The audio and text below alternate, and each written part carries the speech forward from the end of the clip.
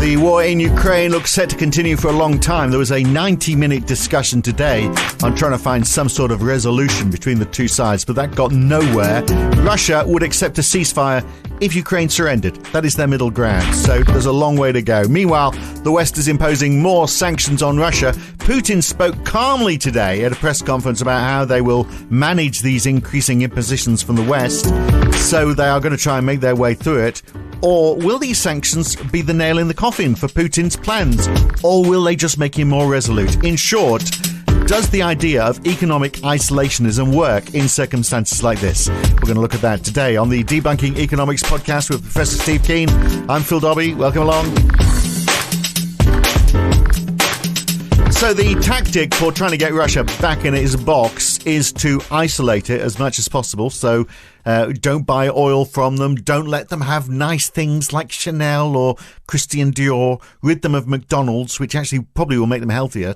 We should rid ourselves of McDonald's, really. And more to the point, stop them using money with Visa, MasterCard and Amex pulling out, although that's not going to have impact. It's only when people try to renew their cards it's going to have impact. And but removing Russia from the SWIFT banking system, that's had an immediate impact. But will it work? What happens when you try and destroy a country economically? Don't they eventually lash out, particularly if they have nothing to lose? For example, what can we learn about the Weimar Republic in that period between World War I and World War II? So, Steve, I mean, does economic isolationism work? Is it a good idea? Well, I mean, work for whom? I mean, if you look at this is an attempt to punish a country by isolating it economically. But one of the side effects of that is that the country still has to try to function.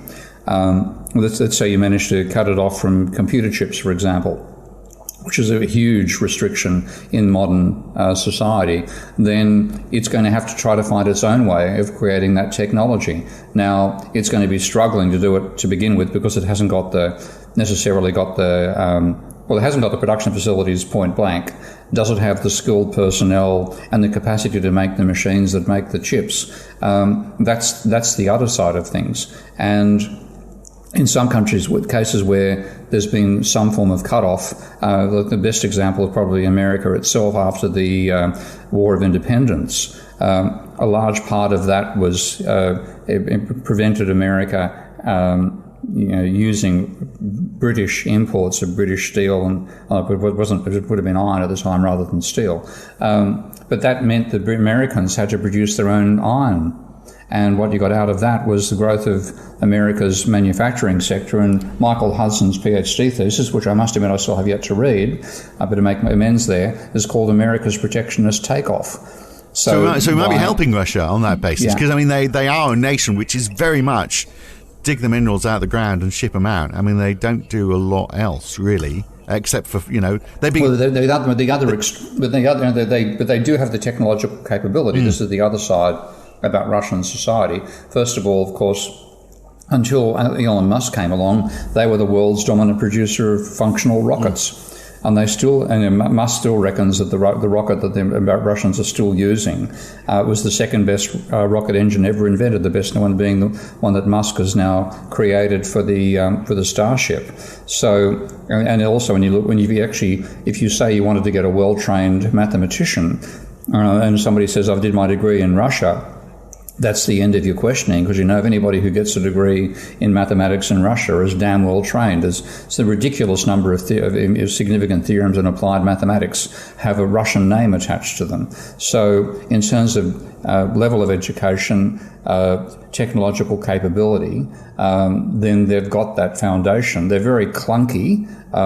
If you look at the form that some forms of Soviet technology took, they're pretty clunky compared to the West. But it would be feasible for Russia to build its own capability over time. So you'd be creating somebody who could come back and compete with you at some point. Right. So it could help them then. I mean, we've talked about this, haven't we? How protectionism at stages can be a good thing. They've got that, the capability. They are also, self-sufficient in food as well. So the repercussions of a Russia, which is just a closed-off nation down the track, is a little bit scary. But in terms of people surviving and the economy growing, it could all work out for them.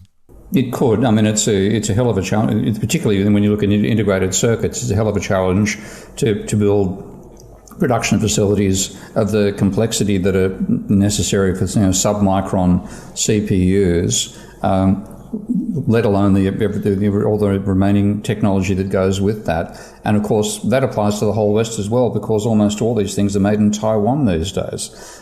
So if America wanted to produce its own chips, it's got a hell of a struggle ahead of itself. And it certainly would never get to it would take a long, long time to get to the stage where it could compete with Taiwanese manufacturing. Right, but for Russia, I mean, they could side with China, and China takes over Taiwan, and then it's all part of the one big happy family.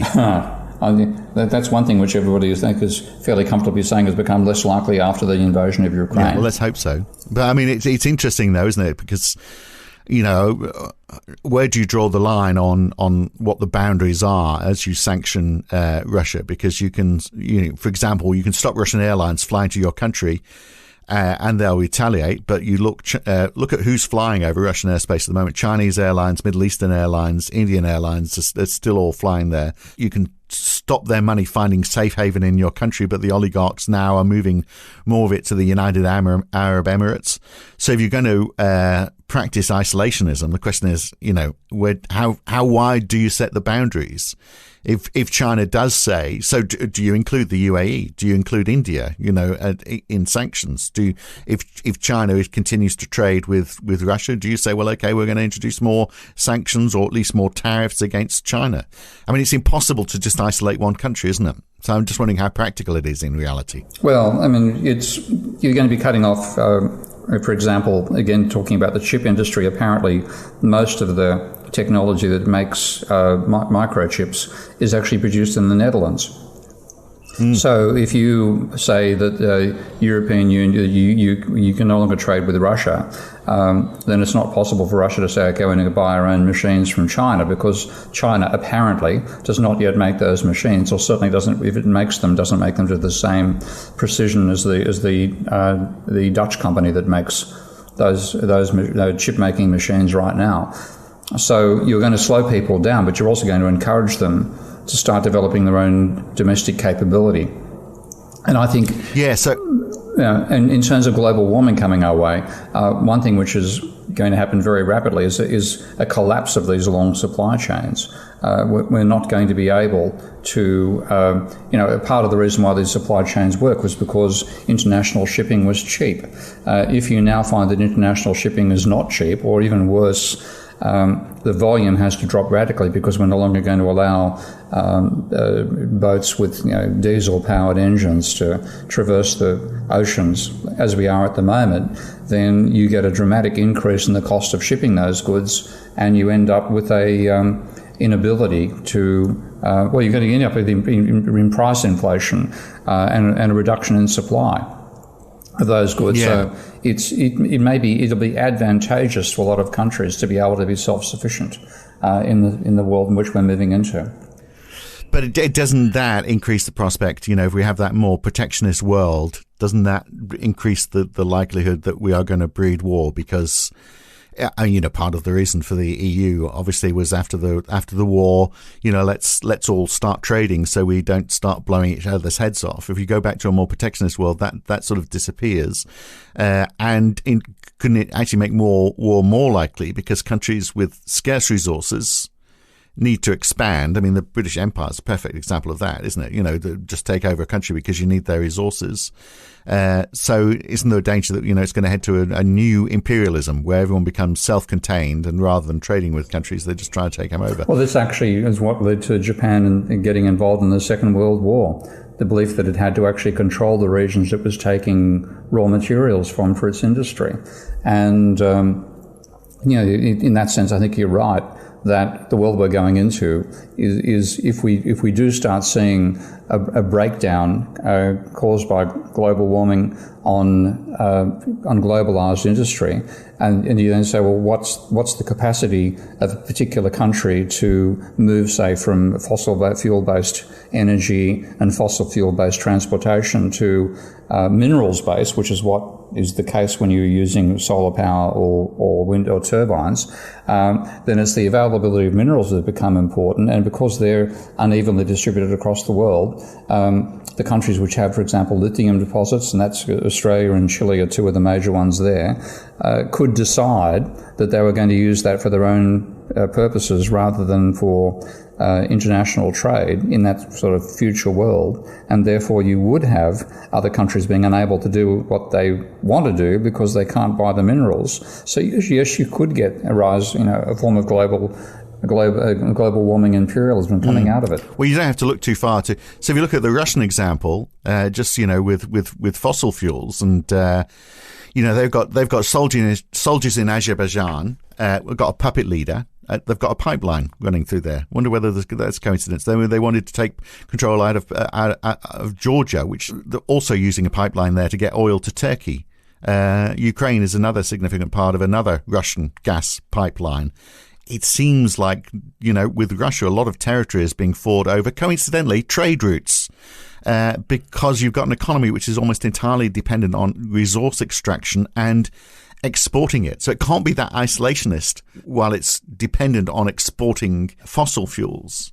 But if we isolate them, then they are going to be forced down the road of trying to develop a more domestic-based economy, like China is trying to do, obviously, as well, become less export-focused, more domestic-focused, which you think is a good thing, except for it does breed this imperialism. Yeah, and if you do have, essential resources which some countries have and others no longer have, just don't have those resources, and then the countries you're talking about that don't have them, other industrial powers, then yes, they could decide, well, if you don't sell it to us, we're going to get it from you, or we're going to incorporate you in our, sphere of cooperation, and you would get a rise of the types of wars that Japan waged during the Second World War. Yeah, to try to secure those supply routes. Except, of course, it's these days it's very often the countries that have those resources which are the protagonists. So, like Russia, for example, just trying to secure its supply routes for what it's already got that it's trying to flog. You look at countries in the Middle East; they are very often the protagonists as well, aren't they? Because they've got the minerals, the fossil fuels. They feel like they can call the shots.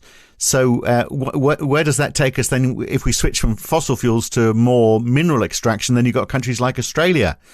Does Australia start wielding power? Does Australia start behaving like Saudi Arabia, for example? And how do we stop that happening?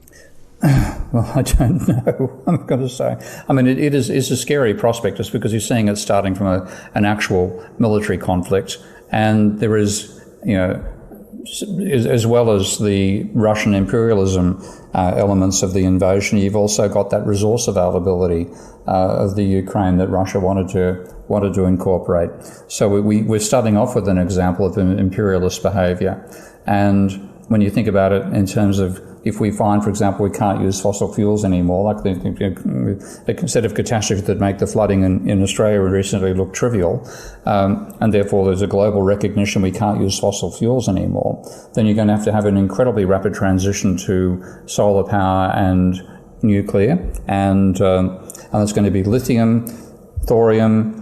Those are the essential elements of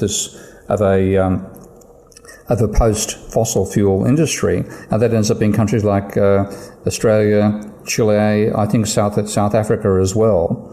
But if they then say, well, looking at the global demand, if we're going to maintain the level of industry we used to have, the demand far outstrips what's available as a supply. Do we become autocratic and hang on to that for our own uses and maintain, Australia would have enough lithium and enough thorium, for example, to start it, to fully fuel itself either with solar power or with nuclear if it wanted to. But that's not going to be the case for America.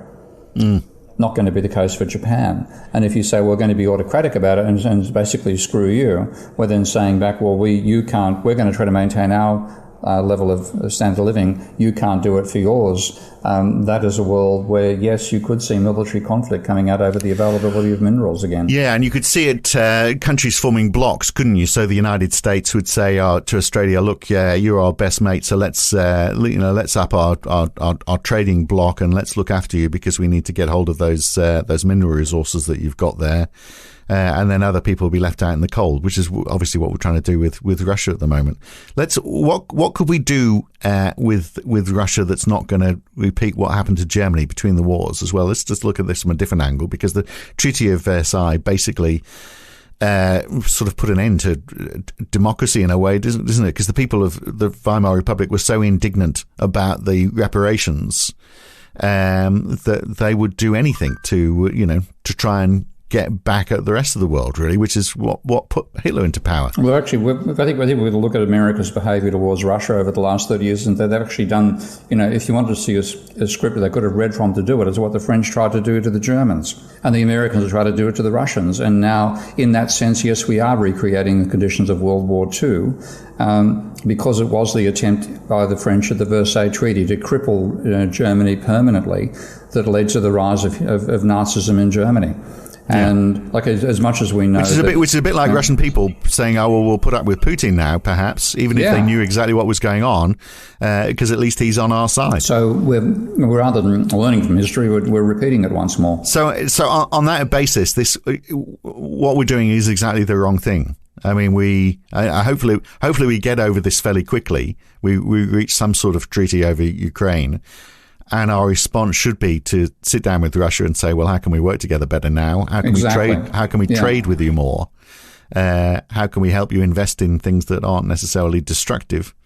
And the green future might be part of it. Whether you can do that with Putin or not is a question. I mean, I think he's too far gone, isn't he? Well, we don't. And maybe he's too far gone internationally, but he's not necessarily too far gone back in Russia. It may be a case of what happens if the Russian army loses the conflict, which, except for the fact they've got weapons which could wipe Ukraine out straight away if they wanted, if they were willing to use those weapons. If they don't actually go that far and the Russians get pushed out of Ukraine, then in that situation Putin is weakened. But I saw a comment, a very wise one. America has paid a huge price for not trying a Marshall Plan approach to Russia after the collapse of the Soviet Union. And I think that what we're seeing, they've done the opposite. They've done a Versailles Treaty approach to Russia after the collapse of the Soviet Union. In fact, they tried to cause that collapse to be like having World War I all over again for Russia. And that is what actually enabled the rise of Putin in the first place and has now led to this conflict. So what would a Marshall Plan type approach would be, therefore, like saying, well, how can we invest more money into Russia to help you diversify and help you become a stronger economy? And how do we boost incomes after the transition rather than crushing them? Because again, this is where the insane, so-called shock therapy approach of mainstream economists was totally disastrous, and then that naive garbage that people like at the time Jeffrey Sachs, who's no longer naive, but certainly played a role in this belief that the transition should be rapid.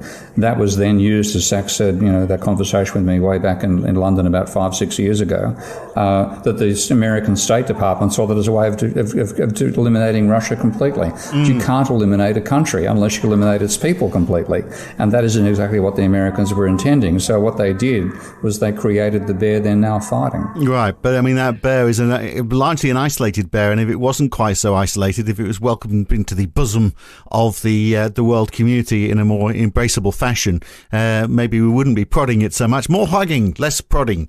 The fact that they basically do rely on exporting minerals does make them very susceptible, doesn't it, to international trade.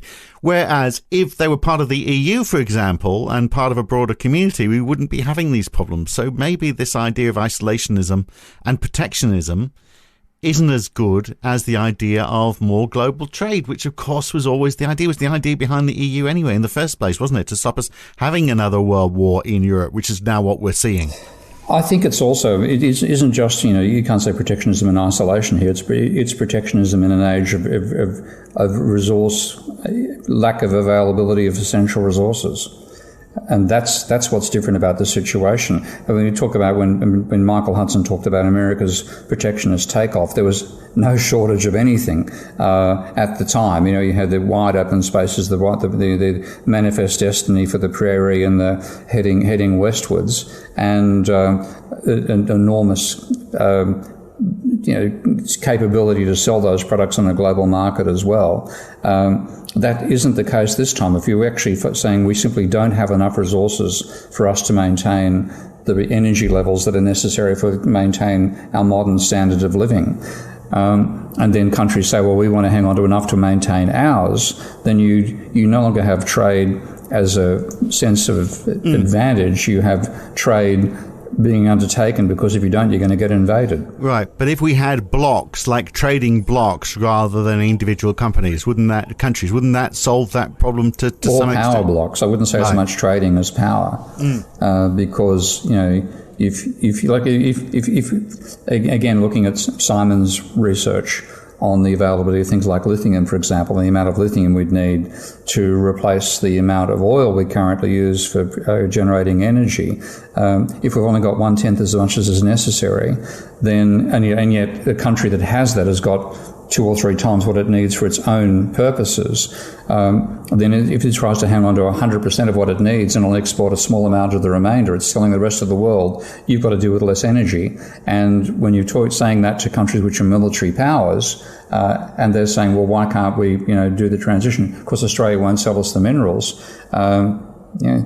It's not a very pleasant reason to get involved in international trade. So a power block would say, well, okay, why won't we invade Australia and take their mineral resources, because they've got these heavies sitting behind them, who they are providing their mineral resources to. So the world gets divided, doesn't it? Again, there's a happy thought, isn't there? But I mean, on the other side, if you have countries working together as trading blocks and they're sharing expertise and knowledge, then isn't the hope that those blocks would work on alternatives?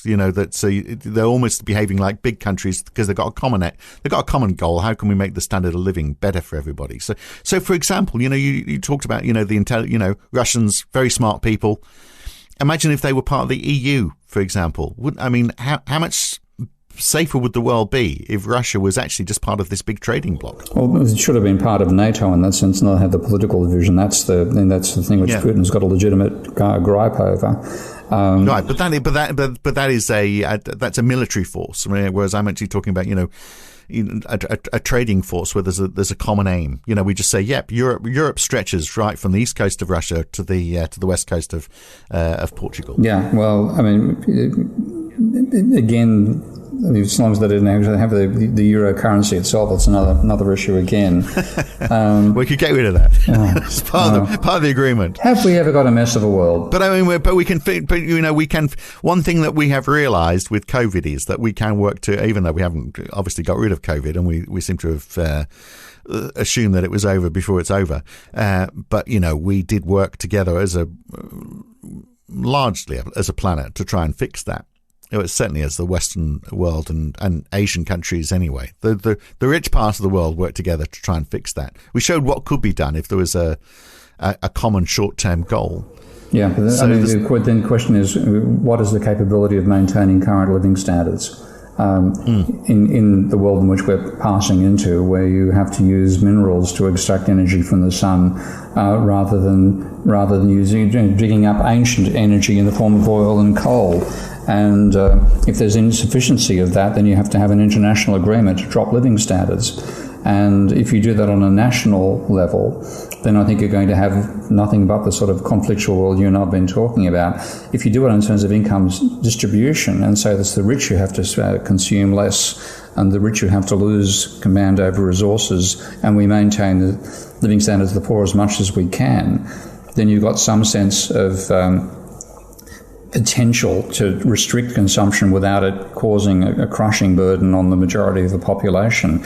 But if it does end up being a crushing burden on the majority of the population, then I think the sort of imperialist world you and I have been talking about here is quite a possibility. But that's all driven by scarcity, isn't it? This time it is, yeah. We've never had the situation of scarcity on the scale, with scarce resources in the genuine sense that simply isn't enough minerals to enable us to maintain that lifestyle if we transit from a fossil fuel world. world, and we know we can't continue using fossil fuels. But I wonder whether, because wars in the past have been fought by greed, haven't they? We need more resources so that we can grow and have a better standard of living. Now we're saying, well, okay, no, we need to grab more of what someone else has got to maintain what we've got already. But I mean, that's a pretty shallow argument, isn't it? Because ultimately you'll say, well, okay, we can't do that forever, because we'll chew up all of those resources as well.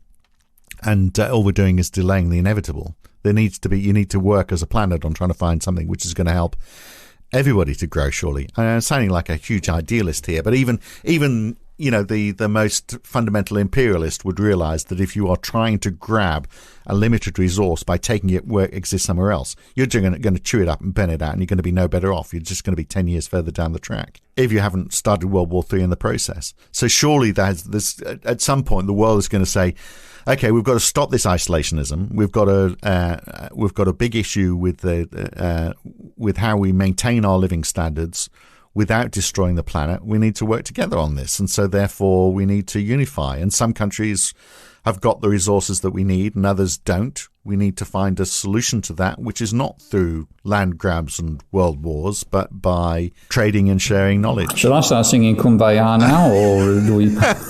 But I mean, I do have this belief that we will do that at some point, because the wars that are being fought. So, for example, there's absolutely no benefit for Russia holding Ukraine. Ukraine's got more or less the same resources that they've got all over Russia. That isn't a land grab for minerals. That is just a war being fought from this belief that there's aggression going to come to them from the West, but more likely a man who's just gone a bit loopy, who wants to return to the good old days of Soviet Russia. So I don't know. It's just like we're not seeing wars fought on resources now, but I think we will. Yeah, I hope you're wrong. Anyway, back to our original question then. Does economic isolationism work? We've been struggling a bit this week, haven't we? Because it's such a contentious topic, and it's a bit scary as well. But does economic isolationism work? I think we are doing the wrong thing with Russia, aren't we? I mean, although something has to be done about Putin, and I think the belief is that if we could turn his people against him, then he might go. But that's not going to happen, I don't think. That's not going to happen. No, we've got to, and that's the case of some negotiated settlement has to be reached that enables everybody to look like they've come out winning, and then you've got the reconstruction of Ukraine. And the reintroduction of Russia into the rest of the world. Yeah, I think the Russians might decide to go autarkic on that front, and that is an interesting issue when they're responsible for about 30% of the global grain market. Well, Australia needs to step up to the plate then, doesn't it? That they're in a position to defend it. We used Australia as an example beforehand. The one thing that gives Australia capacity to defend is how damn far away it is from everybody else.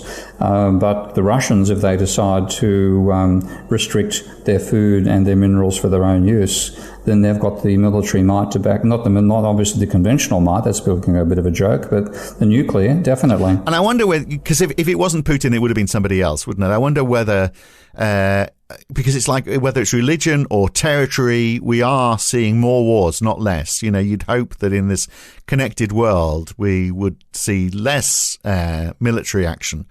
But I just wonder how much the media and social media are playing a big part in this, because it's easier to play to public sentiment, isn't it? And it is a lot of these wars are now being fought because people are getting angry, and they're getting angry because they're seeing more through social media and through mass media. Yeah, I mean, I think don't worry about social media in this particular conflict in terms of causing it. But what I'm intrigued about is what's going to happen in a resource-constrained world when people realise that's actually the world we're in, and that hasn't sunk in yet. All right, well, good to talk, Steve. We'll catch you again next week. Okay. And you know what? I said we still did not answer the question, does economic isolationism make any difference? I think Steve really wanted to make that point today, didn't he, about the fact that we face a very grave future when we're all fighting for the same amount of minerals, as a limited amount of minerals, and we want so much to do with it all to maintain our living standards. So happy days ahead. Look, we get back to more core economics next week. We're going to look at the idea of Euro bonds. The European Union is looking at issuing more to help, to arm the EU, but also look at renewable energy, investment in all that sort of stuff, so there's less reliance on getting resources from Russia. How are they going to do that exactly? How does the European Union issue bonds and get them out into the marketplace in a way that is going to work? We'll look at the mechanics of it all. A whole lot of questions on that next week on the podcast. Join me and Steve for that. Have yourself a good week. See you next week.